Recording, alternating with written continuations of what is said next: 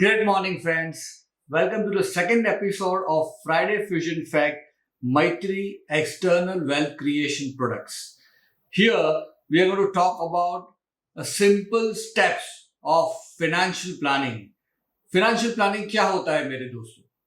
Financial planning का मतलब है आज से ठीक 20 साल बाद आपके हाथ में कितने पैसे होने चाहिए और उसके लिए आज से आपको कितना सेविंग और इन्वेस्टमेंट करना चाहिए. Maitri External Wealth, we believe in simplicity. My mentor always used to tell me and always used to teach us, if you want to impress someone, make it complicated. If you want to help someone, make it simple. So we believe in simplicity. We don't believe in complex things. So let us talk about a simple 6 steps about the financial planning. First step, savings. Savings का मतलब है दोस्तों, आपका घर का खर्चा, आपका जो भी खर्चे हैं, घर के खर्चे और ऑफिस के एक्सपेंसेस. फॉर एग्जांपल, आपके घर का खर्चा 50,000 रुपीज है और आपका ऑफिस का खर्चा है 1.5 लाख रुपया, तो टोटल मिला के आपका महीने का खर्चा हुआ 2 लाख रुपया. तो आपको एनी कॉस्ट 6 महीने के लिए आप ऑफिस और घर का खर्चा आप निकाल सको, इतना पैसा आपके सेविंग्स बैंक में होना चाहिए और लिक्विड फंड में होना चाहिए. ये इसे कहते हैं कंटिंजेंसी फंड और सेविंग्स फंड. फाइनेंशियल प्लानिंग का सेकंड स्टेप है लोन. तो अपने लोन को हमें समझना है. लोन के 2 पार्ट है, एक गुड लोन और एक बैड लोन है. गुड लोन, जो लोन होम लोन में आता है और जिस लोन की परसेंटेज बिटवीन 6% to 8% आती है, उसे गुड लोन कहा जाता है. और बैड लोन, जो लोन 15% एंड अबोव में आता है, उसे बैड लोन कहा जाता है. फॉर एग्जाम्पल, अगर आपका पर्सनल लोन है और उसकी rate of interest 15% and above है, तो आपको इमीडिएटली पे ऑफ करना है. आपके क्रेडिट कार्ड के जो भी आउटस्टैंडिंग है और जो भी ईएमआई जो हायर रेट ऑफ इंटरेस्ट पे जाते हैं, आपको इमीडिएटली उसे पे ऑफ करनी है. थर्ड स्टेप फाइनेंशियल प्लानिंग का है insurance. Very very important concept और इसे समझना बहुत ही जरूरी है और बहुत ही आसान है. हमने देखा है लोग हमारे ऑफिस पे अपने इंश्योरेंस पॉलिसी रिव्यू के लिए आते हैं. हमने देखा है एक एक पोर्टफोलियो में 10 से 12 इंश्योरेंस पॉलिसी होती है, 50 म्यूचुअल फंड के स्कीम्स होती है और 100 से ज्यादा स्टॉक होते हैं, which is not needed. Make it very simple. Just remove the complexity in your insurance policy.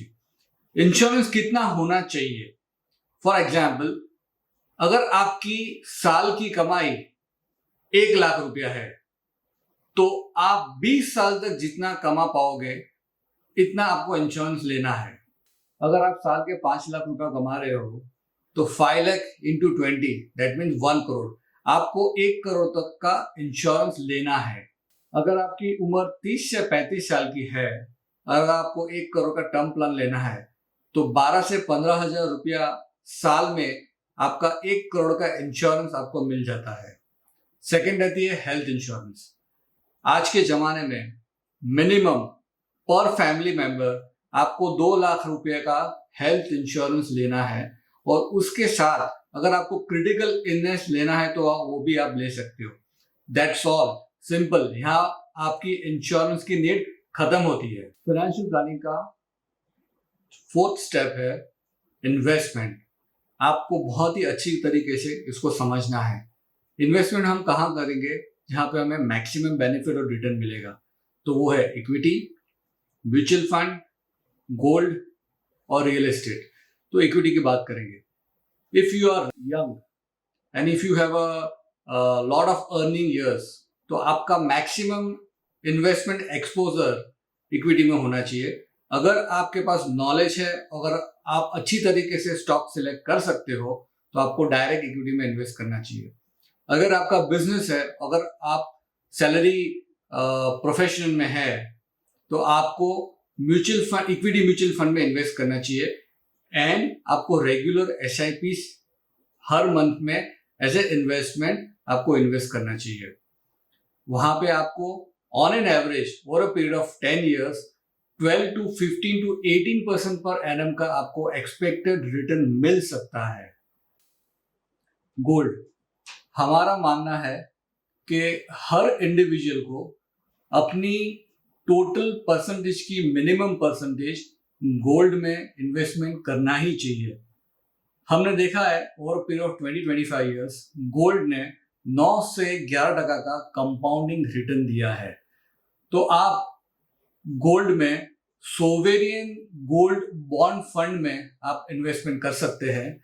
यहाँ पे आपको मिनिमम 2.5% रिटर्न पर एनम मिलेगा और जो भी गोल्ड की एप्रिसिएशन मिलेगी वो आपको उसका अलग बेनिफिट होगा। तो आपको गोल्ड में भी इन्वेस्टमेंट करना चाहिए।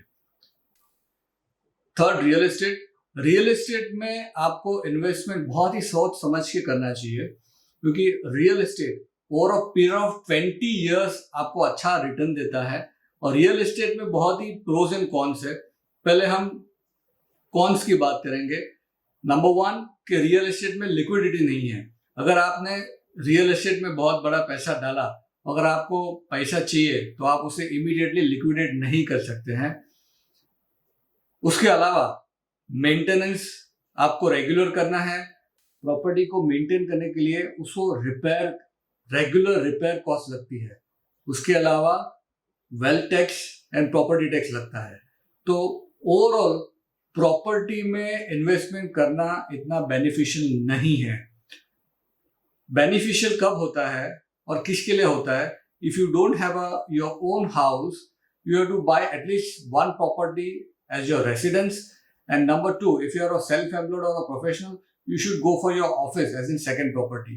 और जिस प्रॉपर्टी को आप यूज कर सकते हो उसी प्रॉपर्टी को आपको लेना चाहिए। तो real estate for investment is not a suitable idea. Financial planning का 5वां स्टेप है efficient tax planning. For example, अगर आपकी 6 लाख की इनकम है पर एनम, तो आपको एटीसी का मैक्सिमम बेनिफिट लेना है। 1.5 लाख रुपए एटीसी में हमें बेनिफिट मिलता है।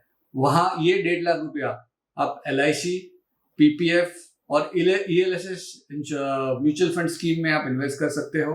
उसके अलावा 50,000 नेशनल पेंशन स्कीम में। उसके अलावा आपको मेडिक्लेम का भी डिडक्शन मिलता है और सबसे इम्पोर्टेंट आपको होम लोन का भी डिडक्शन मिलता है। तो अगर आप अच्छे से प्लानिंग करेंगे तो आप ज़्यादा टैक्स बचा सकेंगे और ज़्यादा सेविंग कर पाएंगे। फाइनेंशियल प्लानिंग का 6ठा और आखिरी स्टेप है रिटायरमेंट प्लानिंग। फॉर एग्जाम्पल, अगर आपको 15 साल के बाद रिटायरमेंट होना है और हर महीने आपको 50 से 55 हज़ार रुपये की आमदनी इनकम चाहिए, तो आपको आज से ही नेशनल पेंशन स्कीम के एन्युटी प्लान में आपको इन्वेस्टमेंट करना है। That's all. That's the simplest way of financial planning. So friends, इतना सिंपल है फाइनेंशियल प्लानिंग प्लान करने का। अगर आपके पास थोड़ा सा भी वक्त है, आप महीने में थोड़ा सा भी वक्त अपने लिए गुजार सकते हो, तो आपको थोड़ा समय फाइनेंशियल प्लानिंग में आपको देना पड़ेगा और आप अपने हिसाब से ही अपने आप ही आप अपना फाइनेंशियल प्लानिंग खुद कर सकते हो। और अगर आपको प्रोफेशनल की नीड चाहिए और अगर आपको हमारा कांटेक्ट करना है, तो डिस्क्रिप्शन में नीचे दी गई लिंक पे आपको क्लिक करना है। We'll be glad and honored to do financial planning for you. Give us an opportunity. Thank you. If you feel this video informative, don't forget to share this video with your friends and family members who want to do the financial planning. Kindly like and subscribe this channel. Thank you for watching.